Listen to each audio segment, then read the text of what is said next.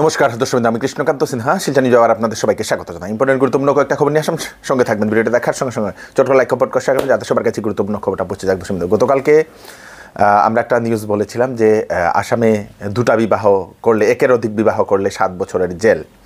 তো এরকম একটা আইন আসাম সরকার আনতে চলেছে বলে আমরা বলেছিলাম। অনেকেই কমেন্ট করেছেন যে সেটা তো পুরুষ যদি করলে, তো মহিলা যদি দুটা বিবাহ করে তাহলে কি হবে, সেটা তো এখনও বলা হয়নি। যেহেতু দুটা বিবাহ বলা হয়েছে, তাহলে পুরুষ এবং মহিলাদের দুজনেরই ক্ষেত্রে সমান হতে পারে। দর্শক, সেটা মুখ্যমন্ত্রী বা আসাম সরকার সেটা ডিসিশন নেবে, নভেম্বর মাসে তার সম্পূর্ণ আসবে। তো অনেকেই তারপরে আরেকটা প্রশ্ন বলছেন, যদি কোনো বিবাহিত পুরুষ যদি পালিয়ে যায় একসঙ্গে, তো তাহলে কি হবে, সেটারও কোনো কিছু বলা হয়নি। শুধু এখানে দুটা বিবাহ, সেটাও এক ধরনের দুটা বিবাহ হবে। তো দুটা বিবাহ হলে সেরকমই আইনের কোনো একটা থাকবে দর্শক, মানে দুটা বিবাহ একের অধিক যদি করে তাহলে তাদেরকে ধরলে 7 বছরের জেল হবে দর্শক। সেটা নতুন একটা আইন আসামে আসতে চলেছে, যে কোনো ধর্মেরই হোক না কেন দর্শক।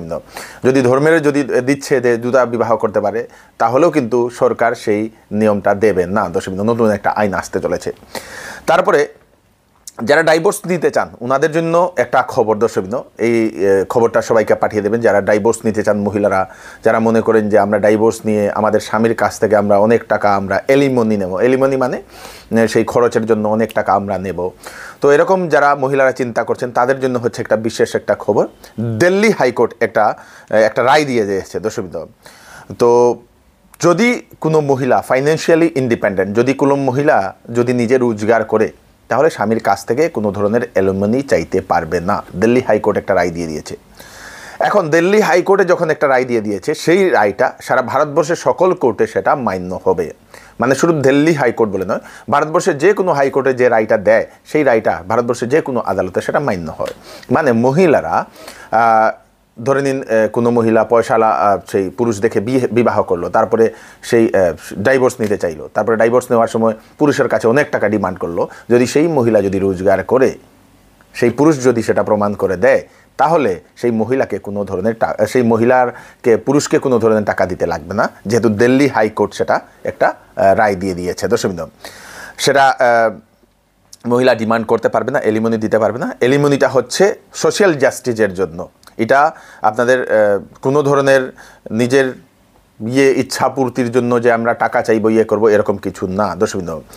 কাছাড় জেলাতে আবারও গ্রেফতার হয়েছে আরও এক ভুয়া ডাক্তার দর্শক। কাছাড় জেলার সোনাই সমষ্টির নগদির গ্রাম থেকে দর্শক রাজুল হক লস্কর, নিজেকে MBBS ডাক্তার বলে, একটা ফার্মেসি বেবি হেলথ কেয়ার বলে, সেই ফার্মেসিতে বহুদিন ধরে প্রায় 15-20 বছর ধরে সে চিকিৎসা করে এসেছিল।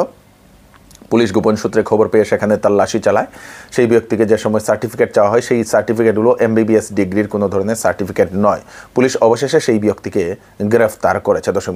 প্রায় 10-15 বছর ধরে সেখানে নাকি সেই মানুষদের চিকিৎসা করছিল সেই ব্যক্তি দর্শক। রাজু হক লস্কর নামৰ এজন ব্যক্তি, তেখেতে ডক্টৰ ৰাজু হক লস্কর বুলি তেওঁলোকে পৰিচয় দি এখন ব্যক্তিগত প্ৰতিষ্ঠান আছে ববি হেল্থ কেয়াৰ বুলি, তাত তেখেতে চিকিৎসা কৰিছিলে আৰু তাতে তেওঁক হাতে হাতে ধৰা পেলোৱা হৈছিলে। আৰু তাত সেই প্ৰতিষ্ঠানতে কিছু তেওঁ কৰা প্ৰেছক্ৰিপশ্যন কিছু তাৰ পৰা আৰু অন্যান্য নথিপত্ৰসমূহ আমি উদ্ধাৰ কৰিবলৈ সক্ষম হৈছোঁ। এইজন ব্যক্তিক ইতিমধ্যে গ্ৰেপ্তাৰ কৰা হৈছে আৰু ন্যায়িক হিৰাচতলৈ তেওঁক প্ৰেৰণ কৰা হৈছে। আৰু এই সন্দৰ্ভত সোনাই PS কেছ নম্বৰ 71/25 বছৰটো ৰুজু কৰা হৈছে আৰু ইয়াক ইতিমধ্যে তদন্ত আৰম্ভ হৈছে। 1 জানুয়ারি 2026 ইংরেজি থেকে 1 জানুয়ারি 2026 ইংরেজি থেকে আমাদের ভারতবর্ষে কার্যকর হতে পারে 8th pay commission. 8th pay কমিশনটা সেটা লাগু হতে পারে, সেটা লাগু হওয়ার সম্ভাবনা কেন্দ্র সরকারের তরফ থেকে এরকম একটা ইঙ্গিত আসে দর্শকবৃন্দ। 8th পে কমিশনের শর্তাবলীতে অনুমোদন দিয়েছে কেন্দ্রীয় সরকার। কেন্দ্রীয় সরকারের কর্মচারী এবং পেনশন হোল্ডার যারা আছেন ওনাদের জন্য আসতে পারে জানুয়ারি মাসে, 2026 ইংরেজি জানুয়ারি মাসে সুখবর। 8th পে কমিশন লাগলে বেতন বাড়বে সবার দর্শকবৃন্দ। সাইক্লোন মন্থার প্রভাব, পশ্চিমবঙ্গতে সাইক্লোন মন্থার প্রভাব ধীরে ধীরে দেখা যাচ্ছে।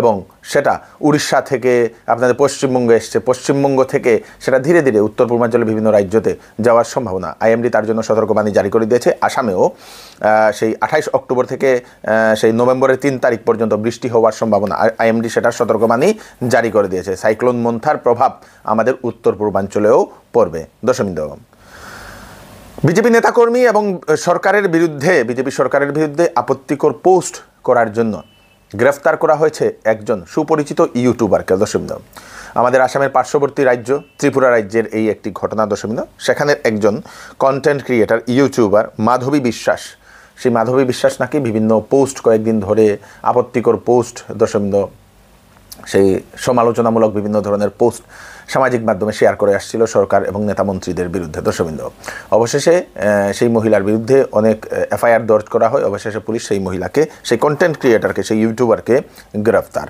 করেছে। দশমিন্দু, আসন্ন দীপাবলি ও ধনতেরস উপলক্ষে শ্যামসুন্দর জুয়েলার্স আপনাদের জন্য নিয়ে এলো ধামাকাদার অফার। প্রতি গ্রাম সোনার গহনার মূল্যের উপর 250 টাকা ছাড় ও হলমার্ক গহনার মজুরির উপর ফ্ল্যাট 40% ছাড়। হীরার গহনার মূল্যের উপর ফ্ল্যাট 20% ডিসকাউন্ট। তাই তাড়াতাড়ি চলে আসুন Shyamsundar jewellers, central road, Silchar. Offer offer offer, এবার দুর্গাপুজোতে চৌধুরী টেক্সটাইল দিচ্ছে বাম্পার অফার। ফ্যান্সি কাপড়ে ফ্ল্যাট 20% ডিসকাউন্ট। তাছাড়া 7,999 টাকার কেনাকাটা করলে পাবেন গিফট, 14,999 টাকার কেনাকাটা করলে পাবেন গিফট, 24,999 টাকার কেনাকাটা করলে পাবেন গিফট। 10 দিনের বিক্রিত মাল পছন্দ না হলে আপনারা ফেরতও নিতে পারেন। তাড়াতাড়ি করুন চৌধুরী টেক্সটাইল, ফাটক বাজার, গলি নম্বর 2, শিলচর। নামের সঙ্গে আসাম ট্যাগ লাগিয়ে কোনো ধরনের দুর্নীতিযুক্ত কাজ করতে পারবে না এখন থেকে কেউ, কারণ মুখ্যমন্ত্রীর নজরে সেটা এসে গেছে। মুখ্যমন্ত্রী আজকে কড়া বার্তা দিয়ে দিয়েছে।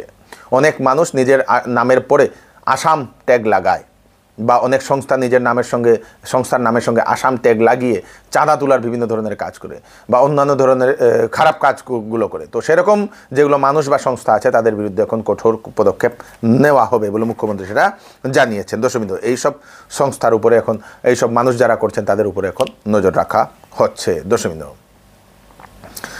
বাংলাদেশের ঢাকাতে পাকিস্তানের জয়েন্ট চিফ অফ স্টাফ কমিটির চেয়ারম্যান জেনারেল সাহিব সানসাদ মির্জা এর নেতৃত্বে একটি প্রতিনিধি দল সেটা বাংলাদেশ সেনাবাহিনীর প্রধানের সঙ্গে সাক্ষাৎ করেন এবং সেখানে একটা বিশেষ একটা বৈঠক হয়। সেই বৈঠকে বেশ কিছু বিষয় নিয়ে সেখানে আলোচনা করা হয়। দশমিন্দু, এবং এই আলোচনার পরে সূত্রে যেটা খবর, ভারতের জন্য কোনো চিন্তারও বিষয় হতে পারে বলে এরকম অনুমান করা হচ্ছে। দশমিন্দু, যেহেতু পাকিস্তান এবং বাংলাদেশের মধ্যে এখন সম্পর্ক ধীরে ধীরে ভালো হচ্ছে, হয়তো সেটার পিছনে অন্য কোনো পাওয়ারফুল কোনো দেশও থাকতে পারে ভারতবর্ষকে কমজোর করার জন্য বলে এরকম অনুমান করা হচ্ছে। দশমিন্দু, শিলচরের কাছাড় কলেজে আজকে স্মার্ট ক্লাস ও ইন্টারেক্টিভ প্যানেলের উদ্বোধন করা হয়েছে। সেখানে স্মার্ট ক্লাস করা হয়েছে, যেখানে ইন্টারেক্টিভ প্যানেল, সেই বোর্ডের মাধ্যমে ছাত্রছাত্রীদেরকে পড়ানো হবে।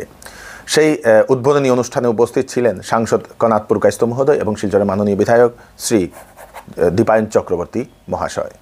শ্রীভূমি থেকে একটা খবর আসে। শ্রীভূমিতে কংগ্রেস কর্মীর বাংলাদেশ রাষ্ট্রীয় গান গাওয়াতে দশমিন্দু ধিক্কার জানিয়েছেন মন্ত্রী কৃষ্ণেন্দু পাল মহোদয়। একটি সভাতে, কংগ্রেস দলের একটি সভাতে একজন ব্যক্তি বাংলাদেশের রাষ্ট্রীয় গান গেয়েছিলেন এবং সেই গান গাওয়াটা সামাজিক মাধ্যমে বা বিভিন্ন নিউজ মহলে সেটা ভাইরাল হওয়ার পরেই প্রতিক্রিয়া ব্যক্ত করলেন মন্ত্রী কৃষ্ণেন্দু পাল মহাশয়।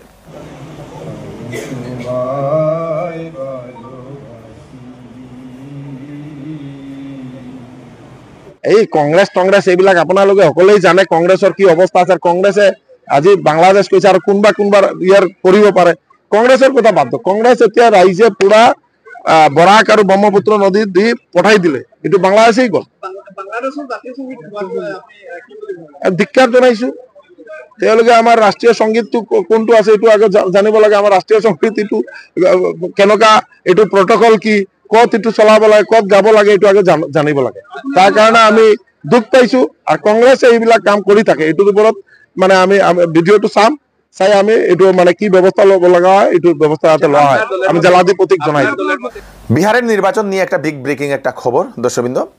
জনসুরাজ পার্টির নেতা প্রশান্ত কিশোর, সেই প্রশান্ত কিশোরকে নির্বাচন কমিশনের তরফ থেকে দেওয়া হয়েছে একটা নোটিশ।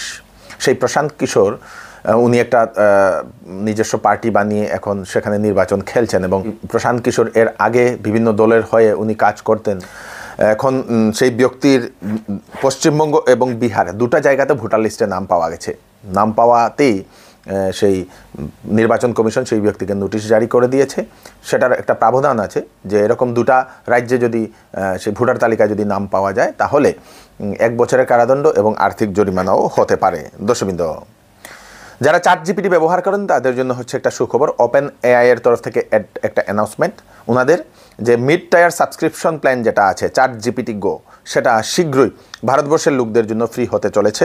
নভেম্বরের 4 তারিখ থেকে সেটা শুরু হবে বলে ChatGPT এর তরফ থেকে এরকম একটা অ্যানাউন্সমেন্ট চলে আসে। খুব ভালো খবর, আমাদের জন্য ভালো হবে, আমরাও যেহেতু ChatGPT মাঝে মধ্যে আমরা ইউজ করি, ব্যবহার করি। এই হচ্ছে আজকে স্পেশাল আপডেট আপনার তাড়াতাড়ির জন্য সাথে সবাইকে পাঠিয়ে দেবেন যাতে সবার কাছে পৌঁছে যাক। আমি কৃষ্ণকান্ত সিনহা, আবার নতুন আরেকটি ফ্রেশ আপডেট নিয়ে আবার আপনাদের সবার সামনে ফিরে আসবো। ততক্ষণ আপনারা সুস্থ থাকবেন, সেফ থাকবেন। ধন্যবাদ।